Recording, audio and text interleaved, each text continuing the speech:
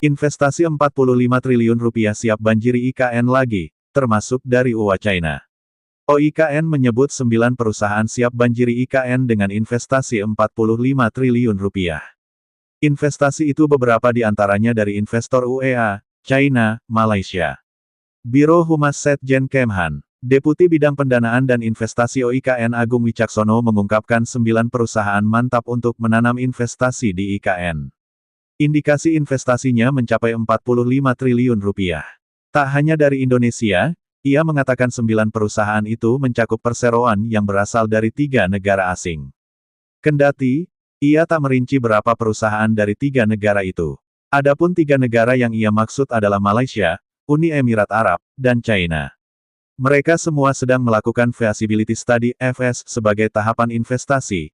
Itu ada 9 perusahaan, kata Agung di Kompleks DPR RI, Senin, 10/6. Di samping itu, Agung menuturkan saat ini investasi yang masuk ke IKN sudah mencapai 51,3 triliun rupiah. Totalnya sejauh ini adalah 51,3 triliun rupiah untuk investasi yang sifatnya swasta atau direct investment, katanya. Pembangunan IKN terus digenjot oleh pemerintah.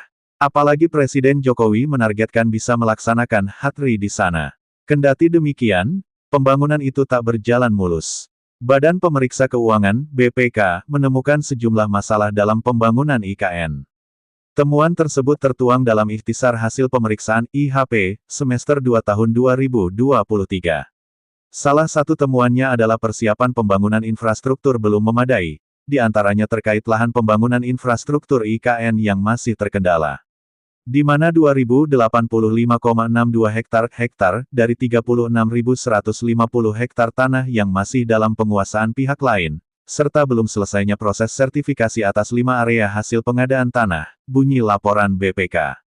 Masalah lainnya adalah pelaksanaan manajemen rantai pasok dan peralatan konstruksi untuk pembangunan infrastruktur IKN tahap 1 belum optimal, di antaranya kurangnya pasokan material dan peralatan konstruksi untuk pembangunan IKN dan harga pasar material batu split dan sewa kapal tongkang tidak sepenuhnya terkendali. Kemudian, pelabuhan bongkar muat untuk melayani pembangunan IKN belum dipersiapkan secara menyeluruh, serta kurangnya pasokan air untuk pengolahan beton. BPK menemukan Kementerian Pekerjaan Umum dan Perumahan Rakyat (PUPR) belum sepenuhnya memiliki rancangan serah terima aset, rencana alokasi anggaran operasional, serta mekanisme pemeliharaan dan pengelolaan aset dari hasil pembangunan infrastruktur IKN tahap 1.